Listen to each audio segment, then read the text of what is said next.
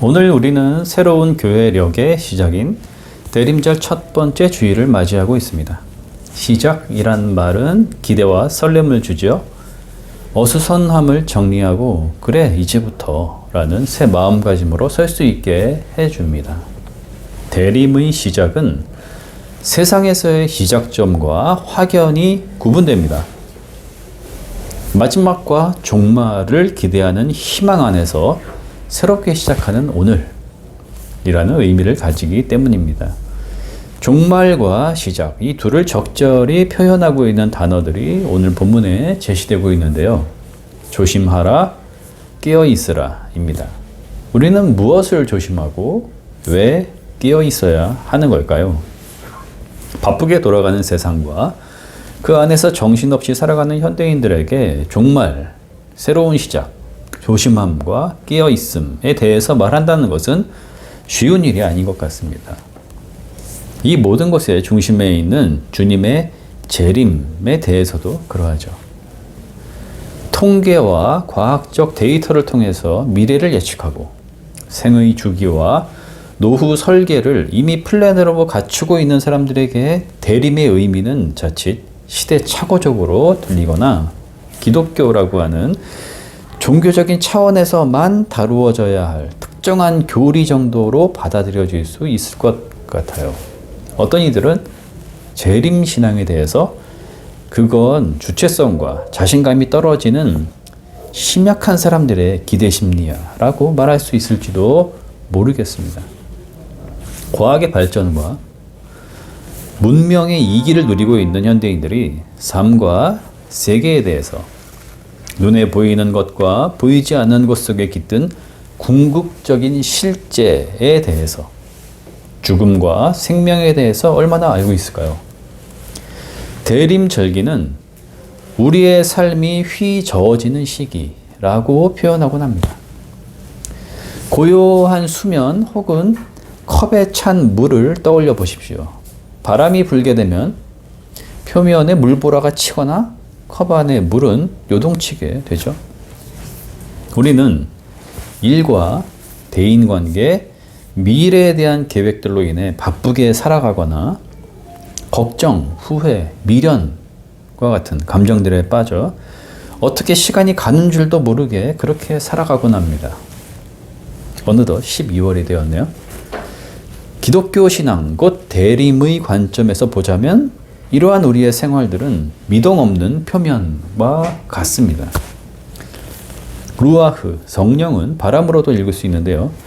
생명의 영이신 성령이 불어오시면, 터치하시면 우리의 삶은 새로워지게 될 것인데 그것을 간절히 사모하는 시기, 다시 말해 우리를 요동치게 하시고 우리는 깨어있어 기다리게 되는 때를 맞이하게 되는 시기가 바로 대림절기입니다.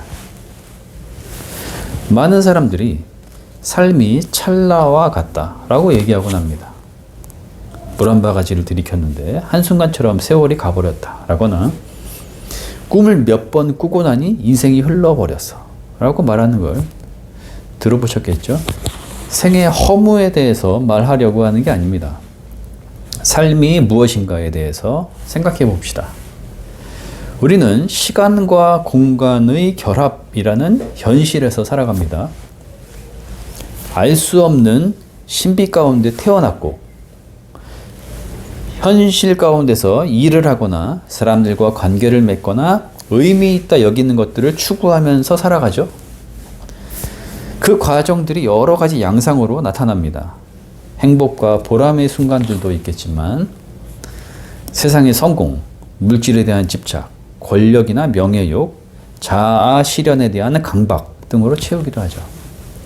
하지만 인간은 단지 5분 앞의 일을 알 수가 없고 매일 새롭게 시작되는 아침과 마무리인 저녁이라고 하는 하루를 선물처럼 받는 존재입니다.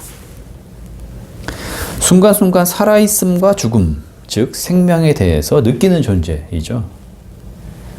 그 사람이 어떠한 사람인가와 상관없이 모두에게 적용되는 것입니다.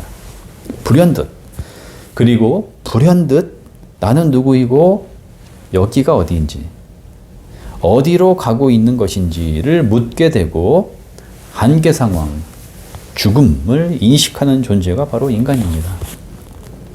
다양한 양상으로 과정들을 지난 것 같지만 결국 주어진 생명으로 현실에서 그 생명을 누리며 생명의 한계를 향해 가고 있는 존재가 인간이요. 그것이 생의 본질이죠. 기독교는 하나님이 생명의 근원이시다라고 신앙 고백합니다. 하나님이 우리에게 생명을 주신 분, 현실을 가능케 하시는 능력, 만물의 주라고 믿죠. 우연이나 허무, 억겁의 과정으로 돌고 도는 윤회 같은 관점으로 세계와 삶을 바라보지 않습니다. 기독교는 인간이 생명의 근원이신 하나님을 발견했다고 말하지 않고 하나님이 우리에게 말씀하셨다라고 고백하며 생명의 근원이신 하나님이 참 인간, 곧 생명으로 이 세계 가운데 들어오셨다라고 고백하죠. 예수 그리스도의 성육신 사건입니다. 초기 기독교는 예수 그리스도에게서 하나님의 통치가 현실이 되었다라고 믿었습니다. 주님이 선포하신 하나님의 나라가 가까이 왔다, 임했다라는 말씀이 세상을 완전히 바꾸신 선언, 이제까지의 세계와 인간 삶의 형태가 끝이 났고 새롭게 하신 사건이라고 보았습니다. 그들이 결정적으로 이것을 인식하게 된 계기는 주님의 부활 사건이었죠. 사실 그들은 자신들이 품었던 그 모든 기대가 끝장이 났다고, 물거품이 됐다고 생각할 수밖에 없었습니다. 십자가 사건 때문이었죠. 하지만 주님의 부활은 전적으로 새롭게 된 인간, 새로운 세계를 알리는 확실한 증표였습니다. 주님은 궁극적인 생명의 세계로 들어 올려지셨다는 것을 그들은 경험하게 된 것이죠. 부활은 곧 예수 그리스도가 생명의 근원이시며 하나님이시라는 신앙 고백으로 이어졌습니다. 성령이 이를 깨닫게 해주셨죠. 성령은 그들에게 예수께서 생전에 하셨던 말씀을 기억나게 해주셨습니다. 내가 다시 오리라입니다. 초기 기독교는 재림신앙으로 뜨거워졌고 세계와 생명을 바라보는 새로운 안목이 열리게 되었습니다. 예수께서 오심으로 시작되었고 십자가 부활의 능력으로 죄와 죽음에서 해방된 하나님 나라의 현실이라고 하는 지금 누리는 생명의 충만함이 생명의 완성을 이루는 때가 오는데 그 때가 곧 주님의 재림의 때라는 것을 알게 되었기 때문입니다. 그렇습니다. 그들은 주님이 오실 때 생명의 비밀이 확연히 드러나고 완성을 이루리라는 것을 성령을 통해 깨닫게 된 것이었습니다. 벅찬 희열로 그 때를 기대하고 기다리게 되었습니다. 그 때는 막연한 어느 날이거나 오늘이 지나고 내일이 오는 것처럼 순차적으로 다가오는 순간이 아니라 자신들의 세대에 예상치 못한 순간 갑작스럽게 임하게 되리라는 것을 항상 붙들었습니다. 그 때는 두려움의 순간이거나 무시무시한 징벌의 심판이 기다리는 때일 수 없었습니다. 다시 오실 주님은 이미 오셨던 그분, 아기로 오셨고 우리와 함께 자라나셨으며 사랑과 자비를 베푸셨던 그분, 부활하신 후에도 인자한 모습으로 찾아오셔서 식사와 교제를 나누시고 위임의 말씀을 남기셨던 바로 그분이시기 때문입니다. 만일 우리가 재림하시는 주님을 복음서의 주님과 다른 어떤 분으로 생각한다면 두려움과 오해의 왜곡에 빠지게 될 것입니다. 주님은 33절에서 제자들을 향해 그 때를 기다리며 조심하고 깨어있으라 말씀하십니다. 조심하다로 번역된 블레포라는 헬라어 단어는 보다라는 뜻을 가지고 있죠.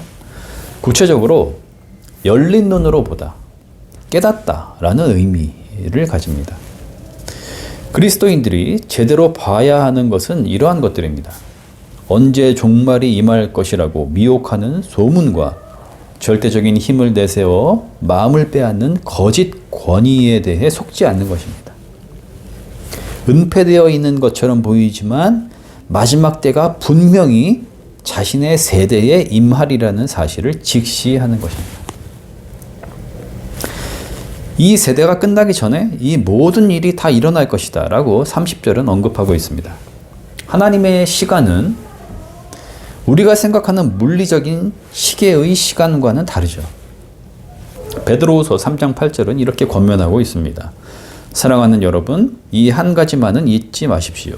주님께는 하루가 1000년 같고 1000년이 하루 같습니다. 주님은 부활 논쟁 단락인 누가복음 20장 38절에서 하나님은 죽은 자들의 하나님이 아니요 살아있는 사람들의 하나님이다 라고 말씀하시면서 모든 사람은 하나님과의 관계 속에서 살고 있다 이렇게 말씀하셨습니다. 하나님 안에서 인간은 언제나 살아있는 세대, 곧 2세대가 되고 살아있는 동안 예수 그리스도의 재림을 맞이해야 할 존재가 되는 것입니다. 어느 누구도 물리적 시간에 빗대어 과거에 그러했듯 지금 이 시대에는 나의 생전에는 주님의 재림이 없을 것이다 라고 말할 수 없으며 그 때를 직면한 상태로 조심하고 깨어 있어야 하는 것입니다. 그렇다면 주님의 재림을 기다리며 조심하고 깨어 있는다라는 것은 무엇을 의미하는 걸까요? 어떻게 하는 것이 깨어 있는 걸까요? 깨어서 뭘 해야 한다는 걸까요? 깨어 있는다라는 것은 생명 완성의 순간을 생의 가장 중대한 결정적 순간으로 바라볼 수 있어야 한다는 것이고 그 순간을 향해 영혼이 민감하게 반응할 수 있어야 한다는 것을 의미합니다. 세상의 가치나 자기 집중으로 인해 재림에 대한 기대가 후순위로 밀려버리거나 무관심한 어느 날 일어날 일로 받아들이는 무뎌짐에 떨어져서는 안 된다는 것이죠. 습관과 타성은 영혼의 감각을 무뎌지게 합니다. 단번에 영적으로 민감한 상태로 회복될 수 있으리라는 기대는 지나친 자만입니다. 당장 예배에 집중하지 못하거나 살아있음, 곧 생명현상의 신비에 무감각해져 있다면 지금은 깨어나야 할 때입니다. 하나님의 통치, 곧 생명의 충만함을 현재 느끼지 못하고 경험하지 못하는 이가 마지막 때 주님 재림의 순간 생명의 비밀이 확연하게 드러나고 생명의 완성을 얻게 될 것이라는 기대감의 소망으로 차오를 수 있겠습니까? 오늘 본문에서 주님은 그 때를 주의하고 깨어 있으라 말씀하시면서 한 가지 비유를 들려주셨습니다. 여행하는 어떤 사람이 집을 떠날 때에 자기 종들에게 권한을 주어서 일을 맡기고 문지기에게는 깨어 있으라 명령하는 비유입니다. 그들은 주인이 돌아오리라는 것을 늘 인식해야 하고 자고 있을 때 영접하지 않도록 신경을 써야 한다는 것이죠. 여기서 우리는 어떻게 깨어 있어야 하는지를 보게 됩니다. 주인이 위임한 권한과 일이 있다는 것이죠. 원어로는 엑수지아와 에르곤입니다. 엑수지아는 능력, 권능, 권세를 뜻하는 단어입니다. 주님이 공생애 중에 베푸신 치유와 이적의 권능이 이 엑수지아라는 단어로 쓰였습니다. 주님은 종들에게 다시 오실 때까지 그 권능을 위임하시고 그 능력으로 하나님의 통치, 즉 생명이 충만한 날들과 세계를 살아가라고 명령하고 계십니다. 이미 십자가와 부활로 끝장이 났고 폐기되었지만 여전히 인류와 온 세계를 거짓 권위로 속이고 실제 능력인 것처럼 올가매고 있는 죄와 죽음의 권세에서 해방되어 생명 충만한 날들을 살아가라는 것입니다. 주인은 종들에게 또한 이 일을 맡기고 있습니다. 그 능력, 엑수지아를 가지고 종들에겐 해야 할 일들이 있다는 것이죠. 빛으로 오셔서 인류와 세상을 비추심으로 전적으로 새롭게 하신 예수 그리스도가 제자 공동체인 교회를 세상의 빛이라 하셨으니 예수 그리스도의 십자가와 부활의 능력을, 그 사랑의 은혜를 전하고 왕으로 다시 오실 주님을 세상이 맞이할 수 있도록 증거하는 책무를 감당하라는 것입니다. 2000년 전 아기 예수님의 오심을 천사가 증거하였지만 이제 다시 오실 주님은 그리스도인들이 세상에 증거해야 합니다. 기독교 신앙의 본질은 낯설음과 새로움입니다. 우리는 대림절 첫 번째 주일을 맞이하며 또다시 낯설음과 새로움으로 준비하고 깨어 있으라 말씀하시는 주님의 음성 앞에 대면해 서 있습니다. 어쩌면 오늘 깨어 있음이라는 의미가 영적인 차원의 깊은 의미이기에 앞서 어린아이가 첫 은하수를 보듯 설렘과 신비로움으로 맞이하는 선물 같은 은혜, 한없이 좋은 부모와 맞잡은 두 손으로 그 높은 하늘을 올려다보며 고향되고 낮은 마음으로 기대감에 차오르는 상태와 같지 않을까 하는 생각이 듭니다. 깨어 있으십시오. 우리가 신뢰하고 사랑하는 주님이 큰 기쁨을 안고 우리를 향해 오고 계십니다. 아멘.